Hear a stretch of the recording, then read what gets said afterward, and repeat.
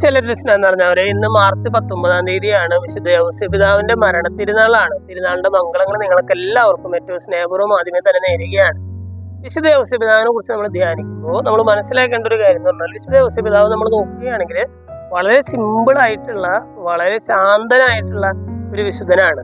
എന്താണ് വിശുദ്ധ ഔസേപിതാവ് പ്രത്യേകമായിട്ട് ചെയ്തതെന്ന് ചോദിച്ചാൽ, വലിയ വലിയ കാര്യങ്ങളൊന്നും ചെയ്തിട്ടില്ല. വലിയ പ്രസംഗങ്ങൾ നടത്തുകയോ വലിയ അത്ഭുത പ്രവർത്തികൾ നടത്തുകയോ അങ്ങനെ ഒന്നും ചെയ്തിട്ടില്ല.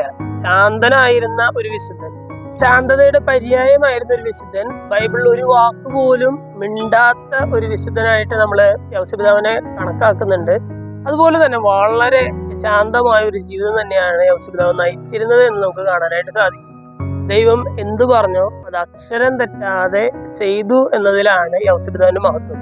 അതിന്റെ വരും വരായികകളെ കുറിച്ചോ അതിൽ ഇനി ഫ്യൂച്ചറിലുള്ള ഭയങ്കര റിസ്കുകളെ കുറിച്ചൊന്നും ആലോചിക്കാതെ ദൈവം എന്തു പറഞ്ഞോ അത് അങ്ങനെ തന്നെ ചെയ്തു. അത് തന്റെ ജീവിത വിളിയുടെ കാര്യത്തിലായാലും പിന്നീട് കുടുംബജീവിതത്തിലായാലും ദൈവം എന്തു പറയുന്നോ അത് അക്ഷരം തെറ്റാതെ ചെയ്തു എന്നുള്ളതിലാണ് ഔസേപിതാവിന്റെ മഹത്വം. ഇന്ന് നമ്മൾ ഔസേപിതാവിന്റെ തിരുനാൾ ആഘോഷിക്കുമ്പോൾ ഈ ഔസേപിതാവിന്റെ ചില മൂല്യങ്ങൾ നമ്മുടെ ജീവിതത്തിൽ ഉണ്ടാകാൻ വേണ്ടി പ്രാർത്ഥിക്കാം. ഏറ്റവും പ്രത്യേകമായിട്ട് ദൈവാശ്രയബോധം എന്നുള്ളൊരു വലിയൊരു മൂല്യം നമ്മുടെ ജീവിതത്തിൽ ഉണ്ടാകുന്നതിന് വേണ്ടി പ്രാർത്ഥിക്കാം.